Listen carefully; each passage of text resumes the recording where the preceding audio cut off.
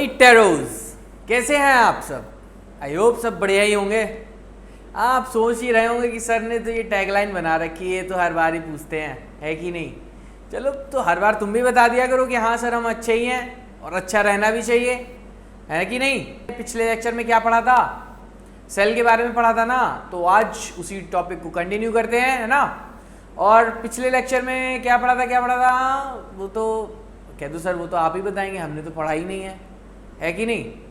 कह दो तुम्हारा क्या है, कह दोगे, हमें तो फिर बताना ही पड़ेगा। चलो कोई नहीं, हमें तो वैसे भी बताना ही पड़ेगा, तुम बोलो चाहे ना बोलो, है कि नहीं? चलो, पर लेकिन एक बात जो मैंने बोली थी, क्या पिछले लेक्चर में पढ़ के आने के लिए, रिवाइज करके आने के लिए कराए कि नहीं कराए? अरे हाँ बोल दो, कराए। नहीं बोला है, नहीं कराए तो नहीं बोलो, कुछ तो बोलो, हाँ ना। चलो कोई बात नहीं, ठीक है। तो आई होप, मैं ये मान के चल रहा हूँ कि सब पहला वाला लेक्चर रिवाइज करके आए हैं और आगे इस लेक्चर को अब और अच्छे से उनको समझ में आएगा। अब जो नहीं रिवाइज करके आए हैं वो उनका लॉस, है कि नहीं? मैंने तो भाई बोला था कि पढ़ के आओ, पढ़ के आओगे तो आने वाली चीज़ें और अच्छी समझ में आएंगी और वो तुम्हारा साथ साथ तैयार भी होता जाएगा। पर लेकिन तुम कहाँ मानने वाले? पर लेकिन जो मानते हैं उनके लिए well and done, well done, उन्होंने बहुत बढ़िया काम किया। अब उनको अब सारी चीज़ें आने वाली समझ में आएंगी, ठीक है ना? वो जो रिवाइज नहीं करके आएंगे उनसे आगे निकल गए, अब उनके 4 नंबर बढ़ गए हैं, ये मेरा दावा है, ठीक है? चलो, फिलहाल एक बात और बोलना चाहूँगा मैं स्टार्टिंग में ही लेक्चर की, क्या इस लेक्चर को रिवाइज करके आना अगले लेक्चर के लिए, ठीक है? तो 4 नंबर तुम भी आगे आ जाओगे, ठीक? जो नहीं रिवाइज करके आए पिछले वाला लेक्चर, ठीक? चलो, तो सभी बातों को ध्यान में रखते हुए, क्या ध्यान में रखते हुए जो बातें बताई भाई रिवाइज करके आना है, ठीक? अपना टॉपिक आगे बढ़ाते हैं। उससे पहले क्या रहता है? Topics covered in previous lecture, ये हमारा काम है बताना, ठीक? तो पिछले लेक्चर में हमने क्या क्या पढ़ा था? इंट्रोडक्शन जाना था, किसके बारे में? सेल के बारे में, ठीक है? उसके बाद क्या पढ़ा था? कुछ सेल थ्योरीज के बारे में जाना था, मैथ्यू शील्डन, थियोडोर श्वान, रुडोल्फ वर्शो, ठीक है? उसके बाद क्या जाना था? एक ओवरव्यू दिया था सेल का कि सेल कैसा दिखता है, ठीक? उसके बाद क्या बताया था? एक प्रोकैरियोटिक सेल के बारे में पूरा डिस्कशन किया था कि प्रोकैरियोटिक सेल कैसा होता है, उसमें क्या चीज़ें होती हैं, क्या चीज़ें नहीं होती हैं, ठीक? तो चलो, तो फिर आज बात करते हैं कुछ cell envelope and its modification के बारे में, ठीक है? पिछले लेक्चर में जब हमने प्रोकैरियोटिक सेल के बारे में बात बताई थी तो उसमें हम cell wall, cell membrane, glycocalyx layer या पेप्टिडोग्लाइकन लेयर के बारे में बात कर रहे थे ना? कर रहे थे कि नहीं कर रहे थे? अब भाई देखो ना, इसीलिए तो कहा था कि पिछले लेक्चर रिवाइज करके आओ तो अगले वाला लेक्चर समझ में आएगा। अब जो नहीं करके आए उनको नहीं पता क्या बताया था, क्या नहीं बताया था, ठीक? तो देखो, खैर अब जिनको नहीं याद आ रहा है कोई बात नहीं, साथ में रहो, सब समझ में आएगा, ठीक है? चलो, तो सेल एनवेलप, देखो सबसे पहले हम लोग बात करते हैं मेनली प्रोकैरियोटिक सेल के बारे में, ठीक है? देखो प्रोकैरियोटिक सेल का कैसा होता है एनवेलप, या उसकी बाउंड्री कैसी होती है, ठीक है? तो देखो उसमें 3 लेयर में हम उसको डिवाइड करते हैं, उसकी बाउंड्री को या सेल एनवेलप को। आउटर मोस्ट लेयर होती है किसकी? ग्लाइकोकैलिक्स की लेयर होती है। आउटर मोस्ट लेयर किसकी होगी? ग्लाइकोकैलिक्स लेयर होगी। ग्लाइकोकैलिक्स किसकी लेयर होगी? ग्लाइकोकैलिक्स की लेयर होगी, ठीक है? उसके बाद जो मिडिल लेयर आएगी ये आएगी तुम्हारी किसकी? सेल वॉल की, ठीक है? Middle layer is of cell wall, ठीक है? उसके बाद प्रोकैरियोट की जो इनर मोस्ट लेयर होती है बाउंड्री की, वो होती है क्या? जो सभी सेल्स में होती है कॉमन, कौन सी? दैट इज सेल मेम्ब्रेन या फिर प्लाज्मा मेम्ब्रेन, ठीक है? आया कुछ समझ में? नहीं आया? इसमें समझने वाली बात ही नहीं है कुछ, ये तो हम जनरल एक सेल एनवेलप की बात कर रहे हैं, प्रोकैरियोटिक, है कि नहीं? तो देखो, तो ये जो है 3 लेयर्स होती हैं, एक प्रोकैरियोटिक की बाउंड्री जो बनाती है, एक प्रोकैरियोटिक सेल की जो बाउंड्री बना रही हैं, ठीक है? देखो इसमें क्या होता है कि हर एक सेल का अपना अपना अलग अलग काम होता है, ठीक? ग्लाइकोकैलिक्स लेयर का अलग काम होता है, ठीक है, सेल वॉल का अलग काम होता है, प्लाज्मा मेम्ब्रेन का अलग काम होता है, पर फिर भी क्या है कि ये तीनों आपस में एक साथ कंबाइन करके एक प्रोटेक्टिव यूनिट बनाती हैं। क्या बनाती हैं? प्रोटेक्टिव यूनिट बनाती है। किसकी? सेल की। कैसे? Each layer performs distinctive function, ठीक है, but act together as a single protective unit. Overall बना तो बाउंड्री नहीं है ना तीनों मिलके, तो ऑब्वियस सी बात है कि आउटर एनवायरनमेंट से जो है सेल को प्रोटेक्ट कर रही है, वो अपनी एक्टिविटीज अच्छे से परफॉर्म कर पाए। ठीक है, तो ये कुछ प्रोकैरियोटिक सेल एनवेलप की 3 लेयर्स थी। ठीक, अब देखो, अब क्या है कि जानते हैं कि ग्लाइकोकैलिक्स लेयर क्या, कैसे, किन किन फॉर्म में प्रेजेंट हो सकती है। ठीक है, तो ये मेनली सेल में, प्रोकैरियोटिक सेल में 2 तरह से प्रेजेंट होती है। किन 2 तरह से प्रेजेंट होती है? एक तरह है क्या, अगर लूज शीट के फॉर्म में है, ठीक है, कैसे? लूज शीट के फॉर्म में। कैसे है? लूज शीट, ठीक है। और एक कैसी हो सकती है? एक थिकन लेयर हो सकती है। कैसी? टफ एंड थिक लेयर, ठीक है। तो जो लूज शीट के फॉर्म में होती है उसको हम लोग क्या बोलते हैं? क्या बोलते हैं? एनीवन? है कोई किसी में हिम्मत बताएगा कोई? Slime layer. लूज शीट के फॉर्म में अगर होगी तो क्या बोलेंगे? स्लाइम लेयर, ठीक है। और वहीं अगर टफ एंड थिकेंड फॉर्म में होगी तो वो क्या बनाएगी? बैक्टीरियल सेल का, हाँ, बहुत नाम सुना होगा, क्या? कैप्सूल बनाएगी। क्या बनाएगी? बैक्टीरियल सेल का कैप्सूल बनाएगी। क्या बनाएगी? कैप्सूल बनाएगी, ठीक है। तो ये ग्लाइकोकैलिक्स लेयर का काम हो गया, ठीक है। अब क्या है? Cell wall. अब इन मिडल बेन में जो आएगी वो कौन सी होगी? Cell wall. सेल वॉल कैसी बनेगी? सेल वॉल क्या है, कैसी बनेगी? सेल वॉल है, ठीक है। सेल वॉल का काम क्या होगा ये बताओ। देखो, सेल वॉल के 2 काम होते हैं। क्या होता है? एक तो ये स्ट्रक्चर प्रोवाइड कराती है। कैसे भाई? सेल का जो एक डेफिनेटिव स्ट्रक्चर है, कोई भी कॉमा शेप है, रॉड शेप है, कोकाए है, स्पाइरलम है, तो ये एक जो डेफिनेट स्ट्रक्चर है ये किसकी वजह से है? सेल वॉल की वजह से है। किसकी वजह से है? सेल वॉल की वजह से, यानी कि स्ट्रक्चर, शेप, ठीक है।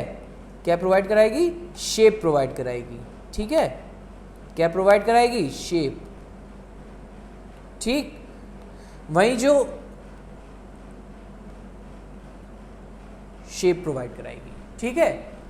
वहीं जो दूसरा फंक्शन है वो क्या है भाई? सेल वॉल रिजिड स्ट्रक्चर है, ठीक है। आउटसाइड एनवायरनमेंट से प्रोटेक्ट कराएगी। क्या कराएगी? आउटसाइड एनवायरनमेंट से प्रोटेक्ट कराएगी। किसको? सेल को। उसको बर्स्ट होने से बचाएगी, उसको कोलैप्स होने से बचाएगी। तो ये रिजिड स्ट्रक्चर है, ठीक है। तो ये क्या है? Prevent cell from bursting and collapsing, ठीक है। वहीं प्लाज्मा मेम्ब्रेन का तो नाम बहुत सुना होगा, इसका तो क्या ही बताएं सर आपको, है ना। ऐसे ही ये इसके 2 फंक्शन होते हैं। एक तो क्या? Selective permeability. क्या है? सिलेक्टिव परमिएबिलिटी, ठीक है। हाँ जी, आया कुछ समझ में? And one more, yes. और क्या? सिलेक्टिव परमेबिलिटी उसके साथ क्या कराती है? आयंस मॉलिक्यूल्स, ठीक है, न्यूट्रिएंट्स का ट्रांसपोर्ट कराने में मदद करती है। क्या?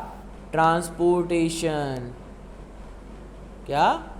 Transportation of nutrients across cell, ठीक है, अक्रॉस सेल। तो ये 3 जो काम थे ग्लाइकोकैलिक्स लेयर के, सेल वॉल के एंड प्लाज्मा मेम्ब्रेन के, ये 3 लेयर मिलकर के एक प्रोकैरियोटिक सेल का सेल एनवेलप क्रिएट करते हैं, ठीक है। वहीं क्या किया है हमने? जो ग्लाइकोकैलिक्स लेयर होती है ये पेप्टिडोग्लाइकेन की बनी होती है, ठीक है, मेनली। तो हमने क्या किया? बैक्टीरिया को 2 हिस्सों में डिवाइड किया, 2 तरह से डिवाइड किया, 2 तरह से क्लासिफाई किया। किस तरह से? ग्राम स्टेनिंग एक प्रोसीजर होता है बैक्टीरिया को कलर करने का, ठीक है। ग्राम साहब थे, क्रिश्चियन ग्राम साहब थे, उन्होंने इस प्रोसीजर को ढूंढा।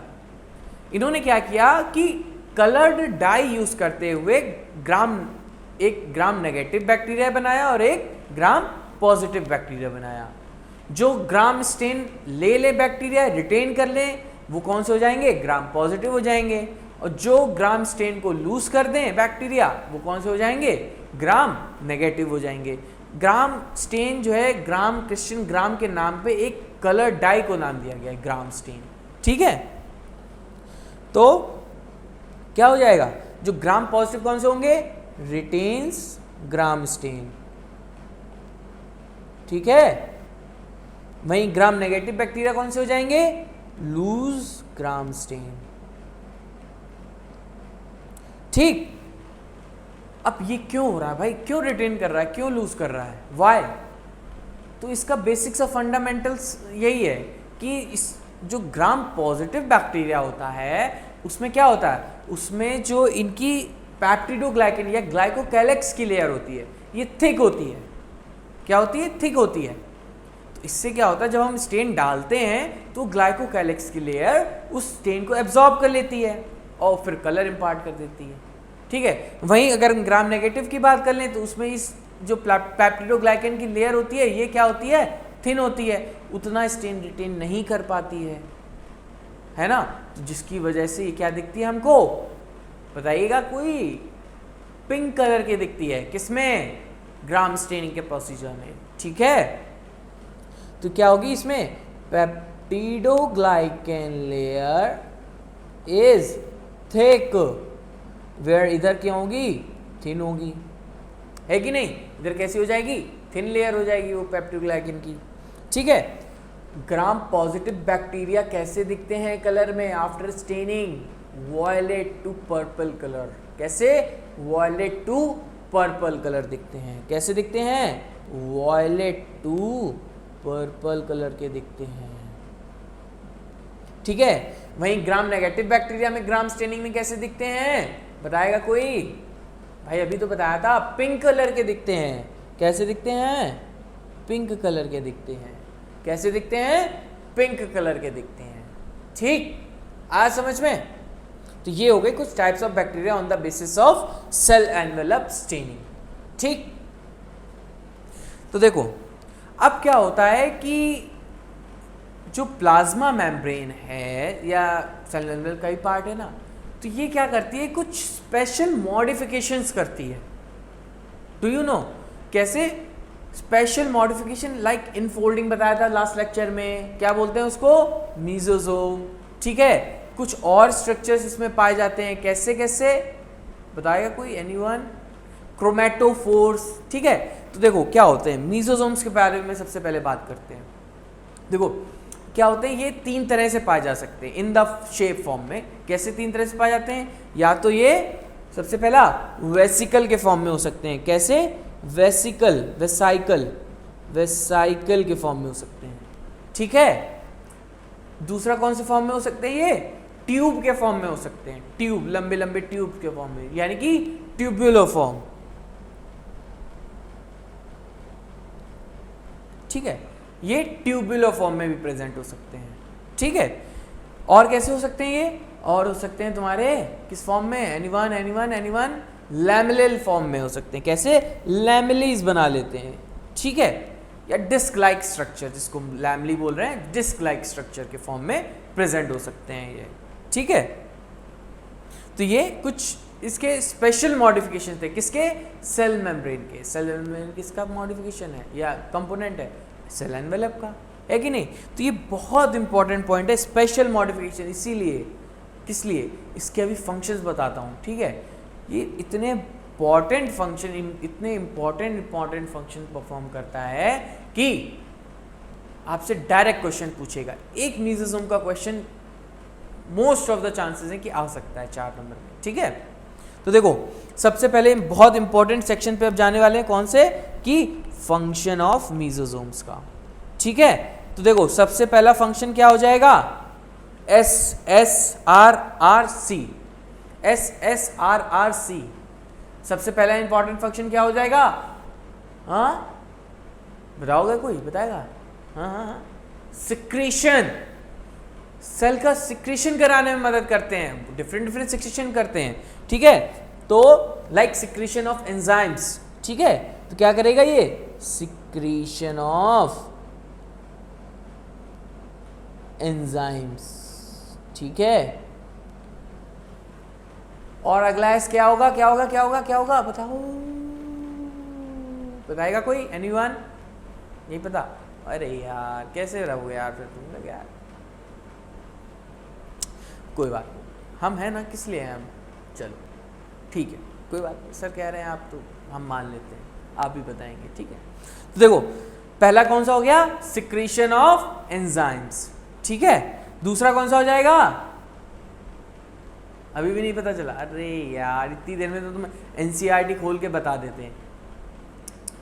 चलो अच्छा ये वाला ढूंढो, तब तक मैं अगला बताता हूँ, कौन सा, आर से रेस्पिरेशन में मदद करते हैं, ठीक है, रेस्पिरेशन में मदद करते हैं, ठीक है। अगला आर कौन सा हो जाएगा, replication, DNA replication and its distribution to daughter cell, उसमें मदद करते हैं। कभी सोचा था ऐसा, नहीं सोचा था सर, इसमें DNA replication, DNA replication and distribution, ठीक है। सी से क्या हो जाएगा, सेल वॉल फॉर्मेशन,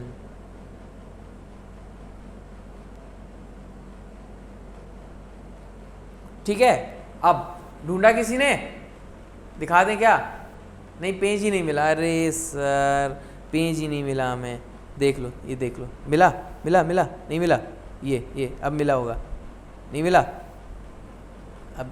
अब तो इतनी देर में तो दिखा दिया है, अब तो क्या ही छोड़ो, अरे यार अब तो कुछ तो आइडिया लगा लो, इनफोल्डिंग है तो उससे जो है सेल मेम्ब्रेन का जो है कुछ एरिया भी बढ़ गया होगा भाई, उतनी अंदर एक्स्ट्रा आ गई, अगर ट्यूब्यूल फॉर्म में है या वेसाइकल फॉर्म में है तो उतना गोला आ गया, तो उतना कुछ ज़्यादा मुड़ गई होगी वो, तो क्या इससे कुछ आइडिया नहीं लग रहा भाई, सरफेस एरिया है कि नहीं, सरफेस एरिया बढ़ा देता है ये, क्या है, एब्जॉर्प्शन के लिए, और क्या क्या करेगा, इंक्रीजेस सरफेस एरिया, ठीक है। तो ये कुछ बहुत इंपॉर्टेंट फंक्शन है SSRRC, ठीक है, secretion of enzyme, surface area increase and respiration, DNA replication and distribution to daughter cell, cell wall formation, बहुत इंपॉर्टेंट फंक्शन। इसमें आप डायरेक्टली वो पूछ लेगा कौन सा फंक्शन मेसोसोम परफॉर्म करता है एंड कौन सा नहीं करता है, ठीक है, आया समझ में। तो ये कुछ फंक्शन थे मेसोसोम्स के। वहीं क्या होता है कि जो पिछले लेक्चर में एक बताया था BGA, ब्लू ग्रीन एल्गी के बारे में, जिसको कि हम लोग क्या बोलते हैं, और साइनोबैक्टीरिया भी बोलते हैं, ठीक है। तो साइनोबैक्टीरिया देखो ये क्या होते हैं, कुछ मेम्ब्रेनस एक्सटेंशन बना लेते हैं इसी के प्लाज्मा मेम्ब्रेन के ही, जिसमें क्या होते हैं, पिगमेंट्स प्रेजेंट होते हैं, समझ रहे हो, कलरफुल पिगमेंट्स प्रेजेंट होते हैं। और साइनोबैक्टीरिया का क्या काम है कलरफुल पिगमेंट्स प्रेजेंट होने का, एनीवन,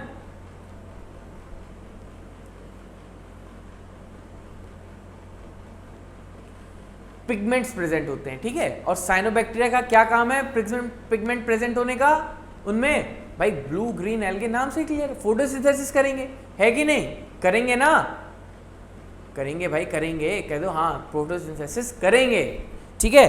तो वो जो मेम्ब्रेनस एक्सटेंशन इन साइनोबैक्टीरिया में पाए जाएंगे उनको हम लोग क्या बोलते हैं, क्रोमैटोफोर्स, क्या बोलते हैं उनको हम लोग, क्रोमैटोफोर। ये क्या होते हैं, मेम्ब्रेनस एक्सटेंशन होते हैं साइटोप्लाज्म के into cytoplasm of plasma membrane which contains some pigments, colourful pigments called as chromatophores, ठीक है। ये तुम्हें कहाँ देखने को मिलेंगे, साइनोबैक्टीरिया में देखने को मिलेंगे, ठीक है। ये आ सकता है, क्वेश्चन पूछ सकता है डायरेक्टली, ठीक है, क्रोमैटोफोर्स के बारे में, ठीक।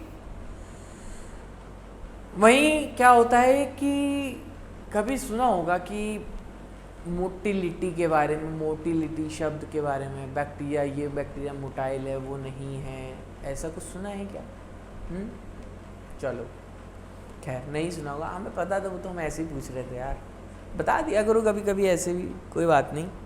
तो देखो बात करते हैं अब मोटिलिटी के बारे में, ठीक है, बैक्टीरियल मोटिलिटी के बारे में।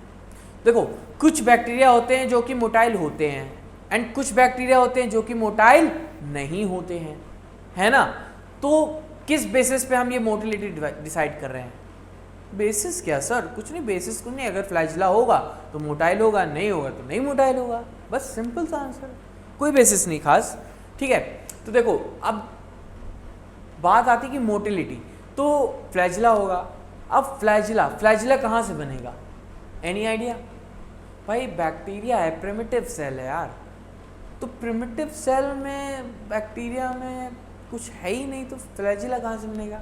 अरे भाई सेल वॉल तो है ना हमारे पास, बैक्टीरिया बोल रहा है सेल वॉल तो है उसके पास, बस वहीं से सेल वॉल को खींच देगा बाहर की तरफ, फ्लैजिला बन गया।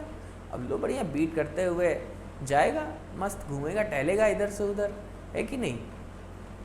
तो क्या है कि देखो motility in bacterial flagellum is due to, bacterium is due to flagellum, क्या बुलवाते रहते हो, motility in bacterium is due to flagella, ठीक है। अब फ्लैजिला क्या है? एक्सटेंशन ऑफ सेल वॉल है, ठीक है, ये क्या है? सेल वॉल का एक्सटेंशन है। क्या है? जो सेल वॉल रहती है सेल एनवेलप में, वो ग्लाइकोकैलिक्स क्लियर के बाहर आ जाती है और एक्सटेंड कर जाती है बाहर तक, एनवायरनमेंट तक, जिससे कि क्या बन जाता है? एक फ्लैजिला लाइक स्ट्रक्चर बन जाता है। ये ट्रू फ्लैजिला तो नहीं होता है, पर लेकिन फिर भी ये मोटिलिटी प्रोवाइड करा देता है बैक्टीरिया को, ठीक है। तो देखो इसके मेनली 3 पार्ट्स होते हैं। क्या क्या पार्ट्स होते हैं? सबसे जो इंपॉर्टेंट पार्ट होता है होती है क्या होती है भाई? Basal body. क्या होती है? ये तुम्हारी सेल वॉल के अंदर तक एम्बेडेड होती है, ठीक है, बेसल बॉडी। इसी से फ्लैजिला अराइज होता है सेल वॉल से, ठीक है। वहीं दूसरा क्या हो जाएगा? हुक। हुक क्या है? बेसल बॉडी से अटैच्ड एक पार्ट है जो कि फ्लैजिला को बाहर ले जाने के लिए मदद कर रहा है, उसका जो अगले पार्ट है, ठीक है, अटैच करवा रहा है अगले पार्ट को बेसल बॉडी से, ठीक है। अगला पार्ट क्या है? अगला ही पार्ट सबसे इंपॉर्टेंट है, जो हमें बाहर से दिख रहा है, जो मोबाइल बीट करेगा जिससे कि बैक्टीरिया मूव करेगा, क्या है वो? That is filament. क्या है वो? फिलामेंट, ठीक है। ये लॉन्गेस्ट पोर्शन है ऑफ फ्लैजिला, ठीक है, आया समझ में। तो ये क्या हो गया? फ्लैजिला के 3 पार्ट्स हो गए, basal body, hook and filament, ठीक। वही कुछ बैक्टीरिया में, जैसे कि पिछले लेक्चर में बताया था क्या, ट्रांसफॉर्मेशन के बारे में, ठीक है।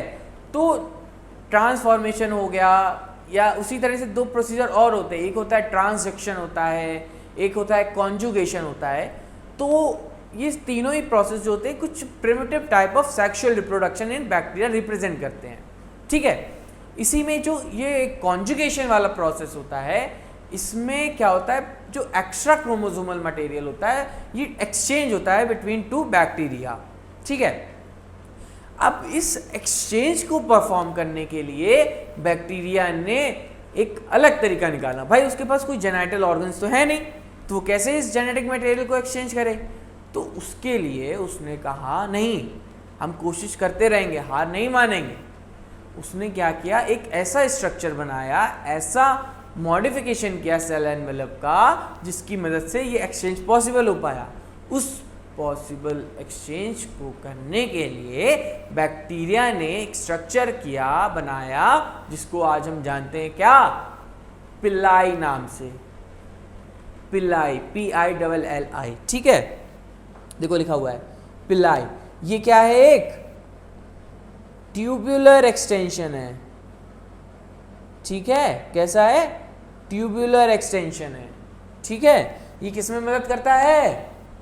बताएगा कोई? कॉन्जुगेशन के प्रोसेस में। किसमें? कॉन्जुगेशन ऑफ बैक्टीरिया, ठीक है। Primitive type of DNA exchange, या कह सकते हैं तुम्हारा जेनेटिक मटेरियल एक्सचेंज कराता है, ठीक है। Primitive type of sexual reproduction in bacteria, ये किसकी मदद से होता है? पिलाई की मदद से होता है। अब पिलाई बनी किस प्रोटीन की होती है? ये बनी होती है किसकी? पाइलिन प्रोटीन की। पिलाई के नाम में ही है क्या? प्रोटीन का नाम क्या? पाइलिन प्रोटीन, ठीक है। तो ये किस प्रोटीन की बनी होती है? पाइलिन प्रोटीन की। ये पूछ सकता है आपको, तो इसलिए यहाँ पे बताना ज़रूरी था। ठीक है, वहीं कुछ अदर मॉडिफिकेशंस होते हैं जैसे कि फिम्ब्री। ठीक है, फिम्ब्री क्या होते हैं? ये ब्रिसल्स लाइक स्ट्रक्चर होते हैं। कैसे? जैसे टूथब्रश में ब्रिसल्स होते हैं ना, वैसे ब्रिसल्स लाइक स्ट्रक्चर होते हैं। ठीक है, ऑल ओवर द बॉडी भी प्रेजेंट हो सकते हैं, तो उस तरह से ये क्या होते हैं? Bristles like structure. तो फिम्ब्री क्या हो गया हमारे? फिम्ब्री हो गए ब्रिसल्स लाइक स्ट्रक्चर्स। ठीक है, अब इनका रोल क्या होता है भाई? कभी कभी क्या होता है कि जैसे हमारे इंटेस्टाइन में बैक्टीरिया प्रेजेंट है, या कभी किसी रॉक स्ट्रीम में प्रेजेंट है बैक्टीरिया, तो वहाँ पर भाई बैक्टीरिया अगर ज़्यादा फ्लो आएगा, जैसे हमारे इंटेस्टाइन की बात ले लें, ठीक है, तो क्या होता है कि पेरिस्टाल्सिस मूवमेंट कंटिन्यू रहता है। ठीक है, तो वो क्या होते हैं ना, स्ट्रॉन्ग पेरिस्टाल्सिस होते हैं कि वो किसी भी ऑर्गेनिज्म या फूड पार्टिकल को आराम से पास कर सकते हैं। ठीक है, तो इसी चीज़ से बचने के लिए बैक्टीरिया ने अपने सेल एनवेलप को इस तरह से अडेप्ट किया कि क्या कि वो इस पेरिस्टाल्सिस को, या कह सकते हैं अपने आप को प्रिवेंट कर सके किसी जगह से ढकेले जाने से। समझ रहे हो? यानी कि ये रॉक्स हो गए या इंटेस्टाइन हो गया, इसमें अपने आप को अटैच कर लेता है, स्ट्रीम से अटैच कर लेता है, ताकि जो स्ट्रीम आए उससे हम बह ना जाएं। ठीक है, तो ये क्या प्रोवाइड कराता है? सपोर्ट। ठीक है, क्या प्रोवाइड कराता है? Provides attachment on rocks in streams. ठीक है, मतलब बहाव आए तो हम बह ना जाए, हमारा अस्तित्व ना खत्म हो जाए। ठीक है, तो ये कुछ अटैचमेंट्स प्रोवाइड कराता है इस तरह से। ठीक है, तो ये इंपॉर्टेंट पॉइंट्स थे ब्रिजल्स एंड पिलाई के बारे में, ये याद कर लेना ब्रो, बहुत इंपॉर्टेंट है, बहुत ज़्यादा। ठीक है, ये कुछ स्पेशल मॉडिफिकेशंस थे सेल एनवेलप के। ठीक है, तो आओ तुम्हारे को जन्नत दिखाती मैं। तो देखो, most prokaryotic cells, particularly the bacterial cells, chemically complex cell envelope होता है इनका। ठीक है, the cell envelope contains tightly bound 3 layered structure, that is outer most glycocalyx layer. ठीक है, cell wall followed by cell wall, then plasma membrane. ठीक, although each layer performs the envelope although each layer of the envelope perform distinct function, जैसे बताया था ना, distinct, सबके अलग अलग फंक्शन है। ठीक है, पर ये सिंगल प्रोटेक्टिव यूनिट बनाते हैं। क्या बनाते हैं? Single protective unit. ठीक है, तो इसमें क्या क्या हो गया? Outer most glycocalyx, cell wall and plasma membrane. ठीक है, ट्राई लेयर्ड सेल एनवेलप हो गया किसका? प्रोकैरियोटिक सेल का। ठीक, तो bacteria can be classified into 2 groups on the basis of differences in the cell envelope in the manner in which they response to staining procedure developed by Gram. Hans Christian Gram ने develop किया था। ठीक है, जिसको हमने किस तरह से डिवाइड किया? Gram positive and gram negative bacteria में। इसके बारे में बताया कैसे कैसे होते हैं ये। ठीक है, glycocalyx differ in composition and thickness among different bacteria. भाई ग्लाइकोकैलिक्स का जो नेचर है, किसी में पेप्टोग्लाइकन का होगा, किसी में किसी और केमिकल सब्सटेंस की भी नहीं होगी, तो ये अलग अलग बैक्टीरिया में डिफर कर सकता है। ठीक है, और स्ट्रक्चर के बेस पे किस तरह के हो सकते हैं? 2 तरह के हो सकते हैं, लूज शीट के फॉर्म में स्लाइम लेयर, और थिक एंड टफ होंगे तो कैप्सूल बना देंगे, बैक्टीरियल कैप्सूल बना लेंगे। ठीक है, the cell wall determines the shape of the cell. Cell wall क्या होती है? रिजिड स्ट्रक्चर होती है, तो शेप प्रोवाइड कराती है, और क्या प्रोवाइड कराती है? बैक्टीरियम को बर्स्टिंग और कोलैप्सिंग से प्रिवेंट कराती है। ठीक है, वहीं तो plasma membrane selectively permeable in nature and interact with the outside world. भाई एक्सचेंज कराती है ना, सिलेक्टिवली परमिएबल होती है और ट्रांसपोर्ट कराती है आयंस का by help of carrier molecules. अभी आगे बताएंगे पूरे स्ट्रक्चर में सेल वॉल के या सेल मेम्ब्रेन के। ठीक है, तो ये उसके बारे में तब बात करते हैं। ठीक, वहीं स्पेशल मॉडिफिकेशंस में क्या क्या बताया था? मीसोसोम्स बताए थे। देखो, special membranous structure called mesosome which is form by the extension of plasma membrane into the cell. किसमें? Into the cell. क्या है? मीसोसोम। ठीक है, these extension are form of vesicle, tubules, lamellae, इन सभी फॉर्म में हो सकते हैं। They help in cell wall formation. ठीक है, ये बहुत इंपॉर्टेंट लाइन है। ठीक है, ये सब बताए हैं अभी। ठीक, help in cell wall formation, DNA replication, distribution to daughter cell, respiration, secretion process, surface area increment of plasma membrane and enzymatic content. ठीक है, तो ये सब देख रहे हो कितने इंपॉर्टेंट फंक्शन, बहुत इंपॉर्टेंट पैराग्राफ है ये, और ये इससे क्वेश्चन डेफिनेटली आएगा। अगर मेसोजोम से क्वेश्चन आया तो ये फंक्शन जरूर पूछेगा। ठीक है, तो ध्यान से याद कर लेना सारे फंक्शन।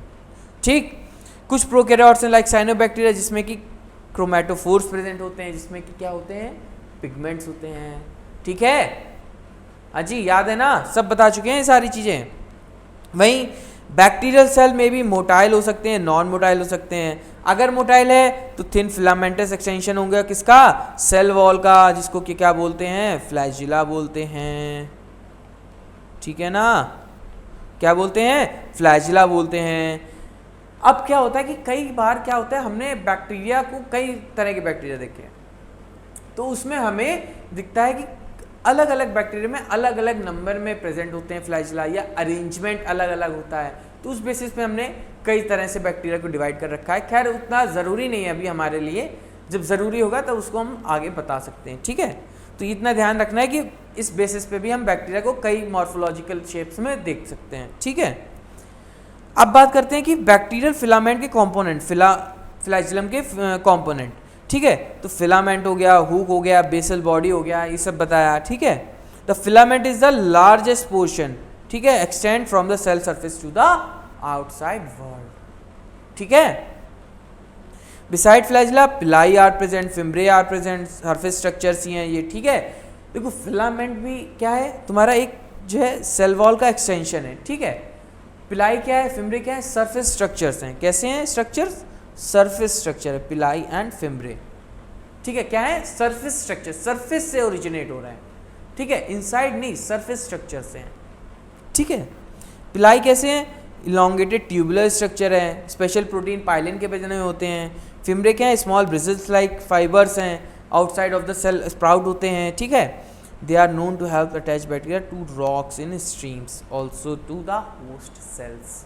ठीक है, ये सारी बातें हमने करी थी ना, कि नहीं करी थी, देख रहे हो, डबल डबल काम हो रहे हैं एक लेक्चर में, पढ़ा भी रहे हैं, एनसीईआरटी भी पढ़ रहे हैं। वाओ सर, ऐसा तो कहीं नहीं देखने को मिलता, ये तो आप ही कर रहे हैं। अरे ठीक है ठीक है ठीक है, कोई बात नहीं, चलो तो आगे बढ़ते हैं। आगे क्या बढ़ेंगे, अरे भाई यही तो है यार, ज़िंदगी का मतलब है आगे बढ़ते रहना। अरे वो भूल गए क्या कछुए वाली बात, नहीं भूले, अरे तब चलो बता देते हैं। आज हमें कैसी चाल चलनी है, कछुए की चाल चलनी है, धीरे धीरे चलनी, निरंतर चलते रहना है, समझ रहे हो, निरंतर धीरे धीरे चलेंगे, आराम से, कोई जल्दीबाजी नहीं है, धीरे धीरे चलेंगे। एक दिन इतना तेज हो जाएंगे कि फिर हमें कोई नहीं पछाड़ सकता, समझ रहे हो। ठीक है, तो बस थोड़ा सा मिल गया ना, रिलैक्स हो गया ना। इतना बड़ा टॉपिक है सर, सेल एनवेलप इतना देर से पढ़ा रहे हैं, एनवेलप एनवेलप, ये लेयर वो लेयर, ऐसी लेयर वैसी लेयर। ठीक, चलो तो चलो अब बात कर लेते हैं किसके बारे में, राइबोसोम्स के बारे में बात कर लेते हैं। ठीक है, तो देखो राइबोसोम्स बहुत कॉमन स्ट्रक्चर्स हैं, सभी सेल में, दुनिया भर के सेल में पाए जाएंगे, यहाँ तक कि सेल के अंदर तो पाए जा रहे हैं, पर लेकिन सेल के अंदर जो ऑर्गेनेलीज हैं उनमें भी पाए जा रहे हैं, समझ रहे हो, ऑर्गेनेलीज तक में पाए जा रहे हैं। देख लो कितने इंपॉर्टेंट स्ट्रक्चर हैं, भले ही नॉन मेम्ब्रेनस हैं, कोई लेना देना नहीं है, काम कर रहे हैं अपना, बस नुकसान नहीं पहुंचा रहे हैं, फ़ायदा दे रहे हैं हमको, तो ठीक है, अच्छे हैं, बने रहो तुम, और हमें तुम्हारी ज़रूरत और है, नहीं तो तुम्हारे बिना काम भी नहीं होगा, समझ रहे हो। तो देख रहे हो कैसे हैं। तो प्रोकैरियोटिक सेल की अगर हम बात करें तो राइबोसोम्स कहाँ पाए जाते हैं, उनकी मेम्ब्रेन से लगे हुए पाए जाते हैं। भाई सेल एनवेलप है, सेल मेम्ब्रेन सबसे अंदर हुई, तो उस मेम्ब्रेन के जो इनसाइड पोर्शन है टुवर्ड्स द साइटोप्लाज्म, उस साइड जो है तुम्हें ये लगे खूब सारे मिल जाएंगे। ठीक है, तो ये क्या है, structures found associated with plasma membrane. ठीक है, क्या है, structures found associated with plasma membrane. ठीक है, तो ये कुछ एसोसिएटेड स्ट्रक्चर्स हैं जो कि नेसेसरी हैं सेल के लिए। ठीक है, अभी जानते हैं इनका काम क्या होता है। ठीक है, बहुत इंपॉर्टेंट काम होता है यार, बहुत इंपॉर्टेंट काम होता है इनका। देखो ये इनका साइज क्या होता है, 15 नैनोमीटर से 20 नैनोमीटर तक का इनका लगभग साइज होता है, ठीक है। और ये कुछ कह सकते हैं ग्रैन्यूल्स होते हैं ये, ठीक है, कोई स्ट्रक्चर, खास स्ट्रक्चर नहीं, ग्रैन्यूल्स हैं, सब यूनिट्स से मिलके बने होते हैं ये, ठीक है। तो अगर हम प्रोकैरियोटिक सेल की स्पेसिफिकली बात करें तो उसमें कैसे राइबोसोम्स प्रेजेंट होते हैं, 70S राइबोसोम्स प्रेजेंट होते हैं और उसके 2 सब यूनिट्स होते हैं, कौन कौन से है, कोई बता पाएगा, पता है किसी को, इज देयर एनीवन? इसके 2 सब यूनिट्स 50S एंड 30S, ठीक है, ये 2 सब यूनिट्स हैं जो कि राइबोसोम्स के प्रोकैरियोटिक 70S राइबोसोम्स में प्रेजेंट होते हैं, ठीक है। अब देखो S यहाँ पे जो क्या है, ये सेडिमेंटेशन कोफिशिएंट है, मतलब जब हम सेंट्रीफ्यूज करते हैं तो ये कुछ 50S पे जाकर के सेडिमेंट हो जाते हैं, नीचे बेस पे हमें मिलते हैं, और कुछ है जो 30S पे हमें मिलते हैं, ठीक है। तो S जो है यहाँ पे क्या है, सेडिमेंटेशन कोफिशिएंट है, ठीक है, आया समझ में। तो 70S सब यूनिट के 2 कंपोनेंट, 70S राइबोसोम्स के 2 सब यूनिट कौन कौन से होते हैं, 50S एंड 30S, ठीक है। वहीं अगर यूकैरियोट की बात कर लें वहां पे कौन से होते हैं, हाँ जी 80S के 2 सब यूनिट कौन से होते हैं, 60S एंड 40S, ठीक है, वो आगे भी बताएंगे, उसके बारे में बात करते हैं। और एक खास बात कि जो 70S राइबोसोम्स होते हैं ये तुम्हारे 2 और कौन से ऑर्गेनेलीज में पाए जाते हैं, पहले बताया था पहले वाले लेक्चर में, इसीलिए तो कहा था भाई रिवाइज करके आओ चिच्चा, तब नहीं आए तुम रिवाइज करके, अब हमें को सब बताना पड़ रहा है।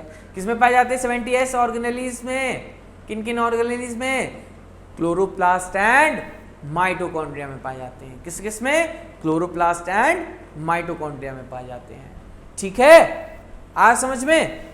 चलो अब देखो इनका काम क्या होता है, इनका काम कुछ नहीं होता, इनका काम मस्त है एकदम, ठीक है। इनका काम होता है प्रोटीन सिंथेसिस में, such an important role in protein synthesis, never imaginable, समझ में आ रहा है कि प्रोटीन सिंथेसिस में इनका काम होता है, किसमें होता है, प्रोटीन सिंथेसिस कराते हैं ये, कैसे कराते हैं।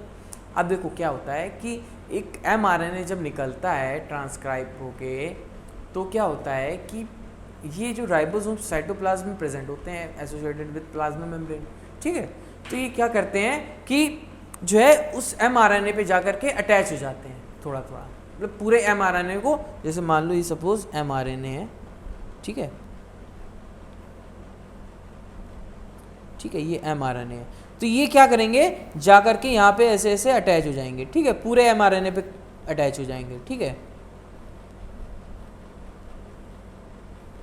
ठीक है। तो ये देख रहे हो पॉलीराइबोसोम्स अटैच हो गए mRNA पे, अभी क्या करेंगे, इसको ट्रांसलेट करेंगे और प्रोटीन चेन बनाते जाएंगे, मस्त एकदम, है कि नहीं।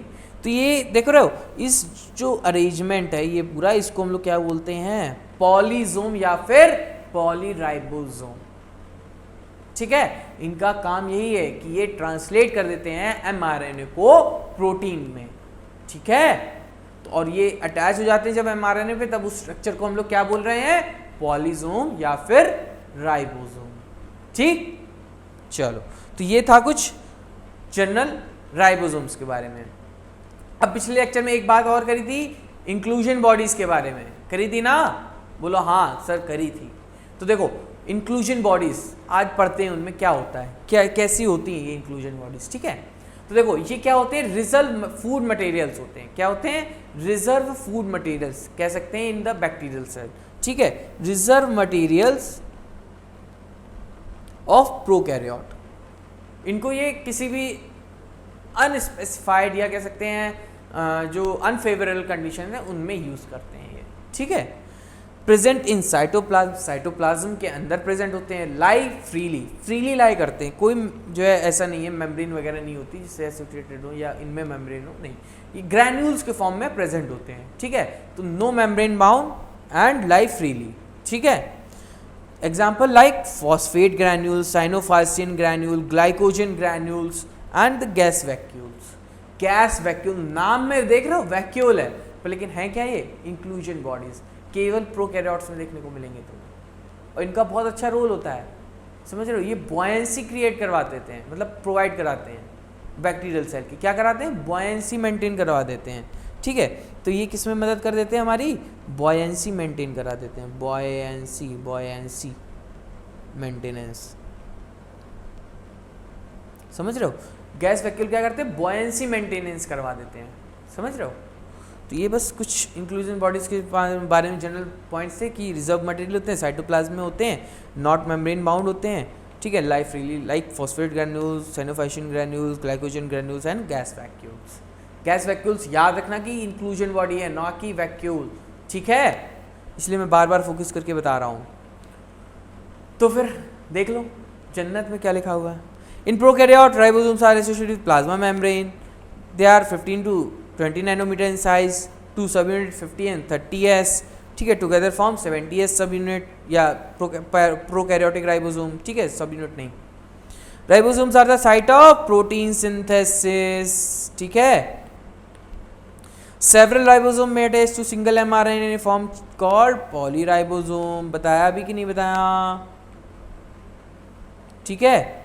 और क्या होगा, they translate the mRNA to proteins, ठीक है। तो ये कुछ प्रोकैरियोटिक राइबोसोम्स के फंक्शंस थे। वहीं इंक्लूजन बॉडीज क्या होती हैं, इंक्लूजन बॉडीज क्या होती हैं,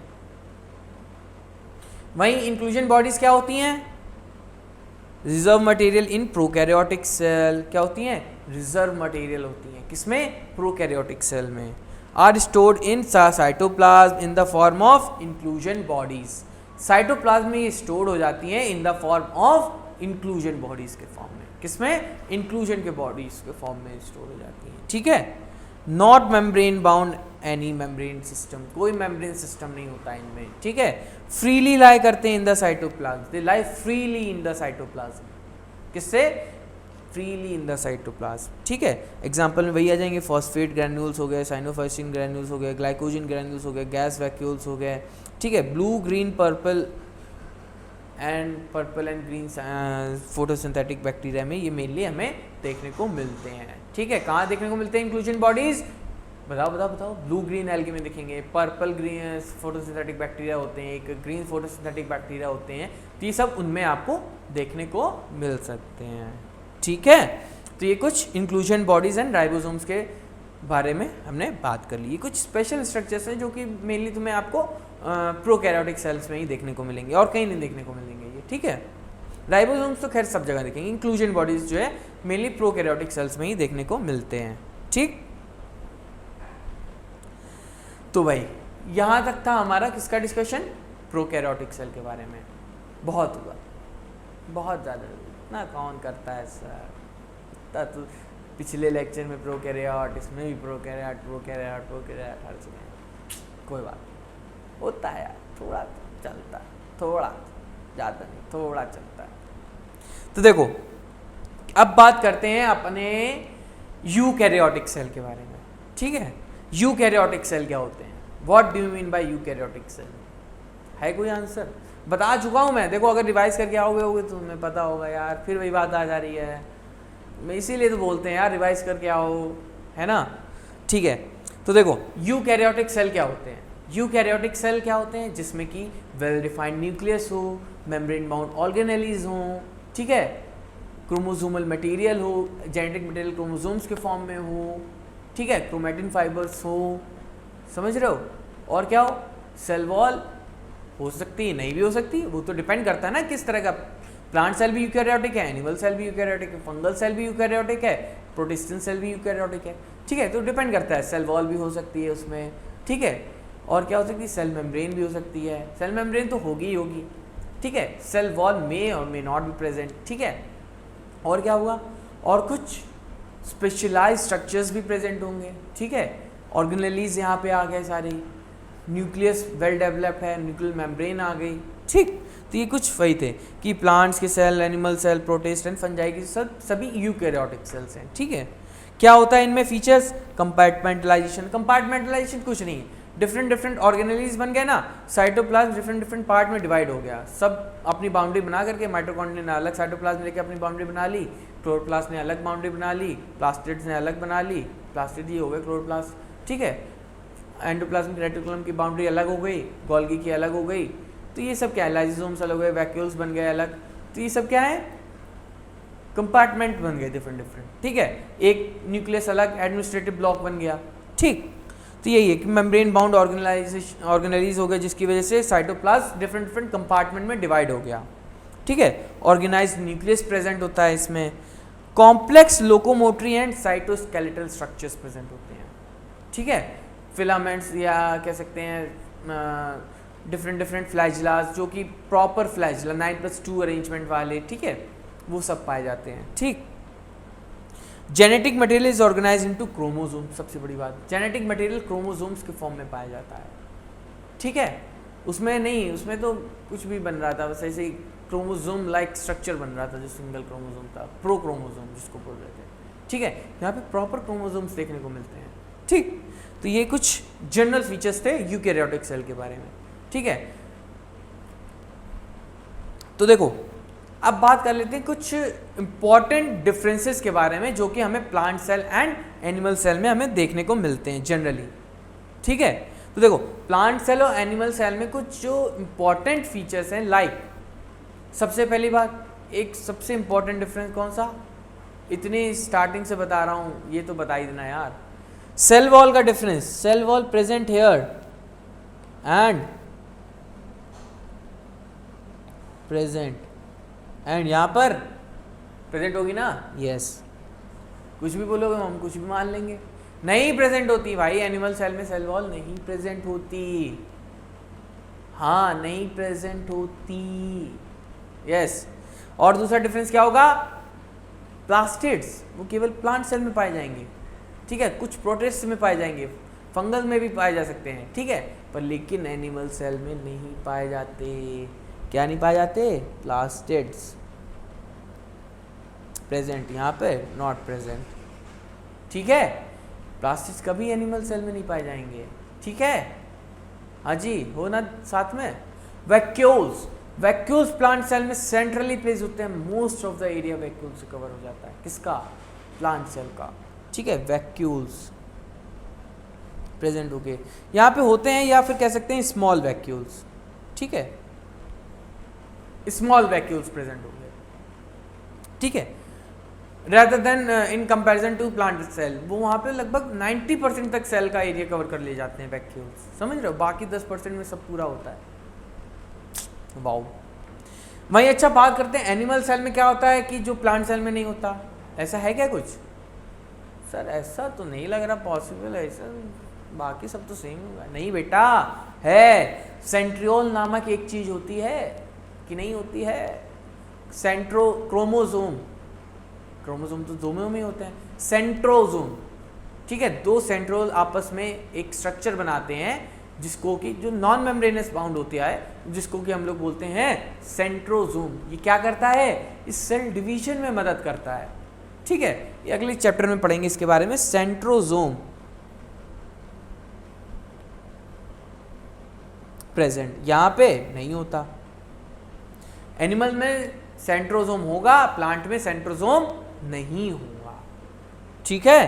तो ये कुछ इंपॉर्टेंट सा डिफरेंसेस थे जो कि जानना हमारे लिए बहुत जरूरी थे, ठीक है। एक और इंपॉर्टेंट कैरेक्टर क्या होगा दोनों में, बताएगा कोई, अरे है हिम्मत किसी में, अरे बता दो भाई, ATS राइबोसोम्स, ATS क्या लिख रहा हूँ यार, कुछ भी लिखवाओगे, मतलब बोलते भी नहीं हो यार तुम लोग। ATS राइबोसोम, ATS राइबोसोम, दोनों में ATS राइबोसोम्स प्रेजेंट है, समझ रहे हो, दोनों में ATS राइबोसोम्स प्रेजेंट है, ठीक है, बहुत इंपॉर्टेंट फीचर्स है। ये बात हो गई कुछ यूकैरियोटिक सेल्स के बारे में, ठीक है। तो देखो यूकैरियोटिक सेल में क्या लिखा हुआ है, the eukaryotic include all the protist and fungi and plant and animals.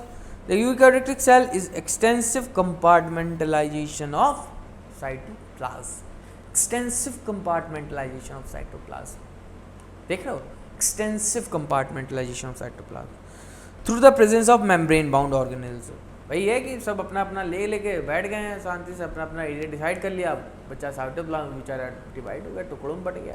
तो यही है कंपार्टमेंटलाइजेशन का मतलब। ठीक है, eukaryotic cell possess an organised nucleus with well defined nuclear boundary, nuclear envelope. ठीक है, double layered. In addition, eukaryotic cell have variety of locomotory and cytoskeletal structures. Microtubule, microfilament, intermediate filaments, ये सब इसमें पाए जाते हैं। ठीक है, 9+2 अरेंजमेंट वाले फिलामेंट्स होते हैं, फ्लैजिला होते हैं। ठीक है, और वो सीलिया प्रेजेंट होते हैं। ये सब कुछ कॉम्प्लेक्स लोकोमोटरिक स्ट्रक्चर्स हैं इस रिस्पेक्टिव ऑफ बैक्टीरियल फ्लैजिला, जो कि खाली सेल वॉल का एक्सटेंशन था। ठीक है, समझ रहे हो? तो ये सब कॉम्प्लेक्स साइटोस्केलेटल स्ट्रक्चर्स हैं। ठीक है, और genetic material organise into chromosomes. Genetic material किसमें ऑर्गेनाइज होता है?